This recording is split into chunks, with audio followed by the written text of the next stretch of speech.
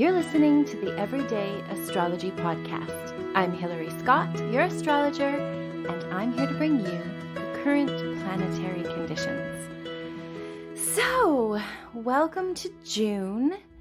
It is significantly easier in a lot of ways than May, with the eclipse portals that we were going through, especially the fact that it was in the Taurus Scorpio axis, which is very often linked to endings and beginnings, because every end is a beginning, but it is definitely a very deep, intense sort of shadow integration energy that we were all going through and still are in a lot of ways. We do have Mercury going direct on Friday, June 3rd, which is like, thank goodness, because there's been all kinds of mix-ups and especially communication snafus, things that, as long as you're in kind of a review, renew, redo, all the R words when Mercury goes retrograde, it can be used successfully. But if you're trying to push ahead with new things, often that will, they just don't, things going forward with retrograde planets aren't as good as reflecting. Not necessarily the deep, dark truth, but usually we repress our shame and our unhappiness or things that we're just not proud of. We can be maybe we were humiliated or something about us we're uncomfortable with, or there's some sort of shame that we have to deal with the Chiron energy. The sun is there connecting with it in a sextile to help us process and to help us integrate the power of the Chiron energy. So it's not so kind of separate from ourselves, but instead it's part of our toolbox and part of what we can use to help others feel and heal. Because if you feel, then you can heal whatever you're feeling. So expect to have some feelings surfacing, but in a way that can be very lethargic, I was going to say. You might be feeling cathartic, in a way that can help you just purge everything in a healthy, happy, you get it and you're moving forward and you're stronger, that kind of energy. On the 10th, coming up to the full moon in Sagittarius, we have Mercury trining Pluto. The same day the moon is going into Scorpio, which also supports this energy of being very deep thinking. Also with the trine, it's we're going to get it. The insights will come to us. There's a deep sort of understanding of the complexities of things.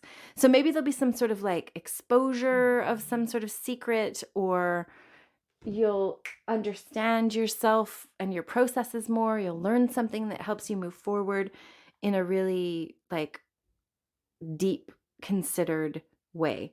Pluto digs up the dirt, right? If there's some sort of secret or there's some sort of complex that's holding you back, especially if it has to do with your thinking or your communication when it's connected to Mercury, you're going to become aware of that. And the more you lean into digging up the secrets, the better, because Pluto wants you to see the deep, dark depths of things and understand the processes. So things can come out of the shadow, but in a way that's very liberating and will help you have a clearer thinking process. You want to have all the facts. You want to know what you should do, and you want to know why you do what you do. All this can happen with Mercury and Pluto connected together. It's very deep, so expect to have some revelations, especially some big reveals could occur with that energy. And the very next day, on the 11th, Venus and Uranus are going to be joining forces.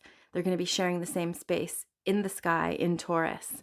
So that's it could be a sudden windfall. It could be a sudden breakup. It could be a sudden conflict that you didn't expect, or even just an unexpected situation could occur. It could relate to money. It could relate to the things you value with Venus.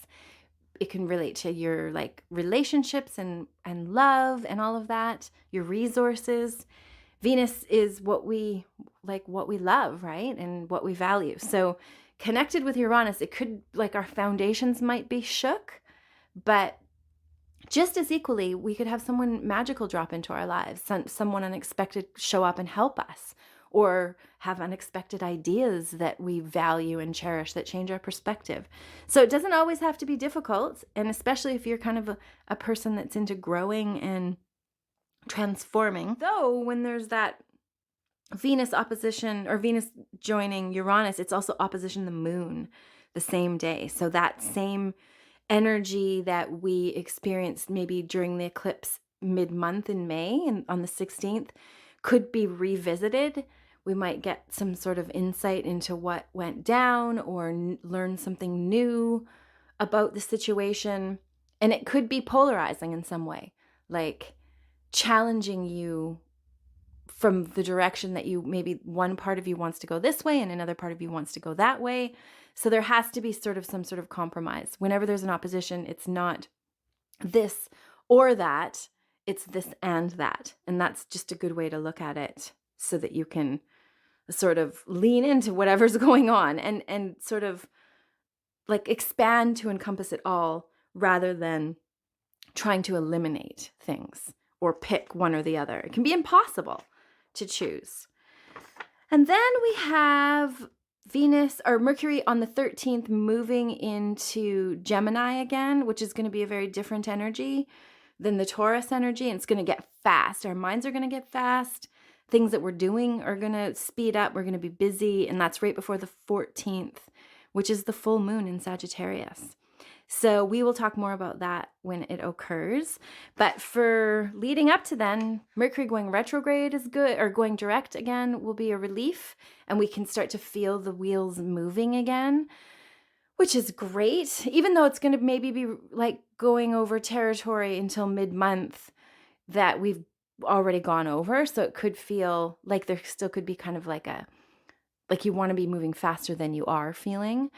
And then also with Saturn retrograde, right around when that happens on the 4th, you'll feel it. There's always like an event or like a sense of import when the planets station, which is when they stop and then turn around, start to move backwards.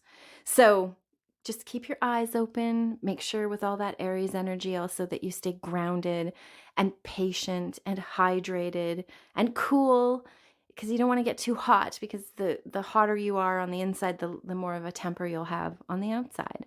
So we need to all be like calm, cool, considered, when we may feel like short-tempered and angry and frustratable. So just remember that we've kind of got consciousness to guide our reactions. And remember, you want to choose, you want to respond rather than react. I'm also reminding myself of this so that you are coming from a place of thoughtfulness and mindfulness rather than just like a ego reaction, which can happen with lots of fiery energy in the cosmos. So that is it. I hope you're doing so well and that you're able to integrate all this crazy energy that we're experiencing on the planet, and that you can like stay in your heart and feel safe and secure and certain, and just like, keep up the good work. It's not easy. Life is not easy. And we're at a time that is especially not easy. So the more we can kind of give ourselves a pat on the back and keep on trucking, the better. Thanks so much for listening. I hope you have a most wonderful couple weeks.